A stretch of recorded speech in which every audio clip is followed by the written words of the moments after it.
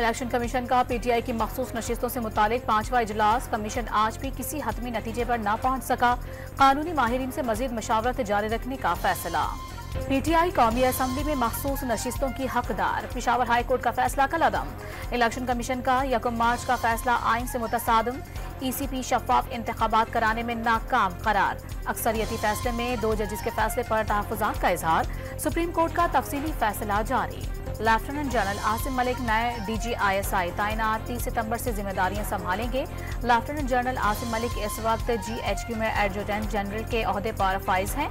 नए DGISI एजाज शमशीर के भी हामिल हैं। अमरीकी सफीर डोनाल्ड ब्लूम की वजीर आला पंजाब मरियम नवाज और लीगी सदर मियां मोहम्मद नवाज शरीफ से मुलाकात। दोनों ममालिक के बाहमी दिलचस्पी के अमूर पर तबादला ख्याल। वफाकी वजीर एहसन इकबाल भी मुलाकात में शरीक। साहिवाल में आसियान मुल्कों के सिफारतकारों का हड़प्पा म्यूजियम का दौरा। मेहमानों ने नवादरात के तहफ़्फ़ुज़ के लिए हुकूमत की कोशिशों को खूब सराहा। नेपरा ने करंट से बचाव के इक़दाम पर अमल दरामद में नाकामी पर लेस्को पर 1 करोड़ रुपए जुर्माना आयद कर दिया। शोकाज नोटिस पर लेस्को का गैर तसल्ली बख्श जवाब करार। और शेखपुरा में किस्सा हीर रांझा के खालिक सूफी बुजुर्ग वालिद शाह के 226वें उर्स की तकरीबात का आगाज। मज़ार को अर्के गुलाब से गुस्ल दिया गया। ज़ायरीन की आमद जारी।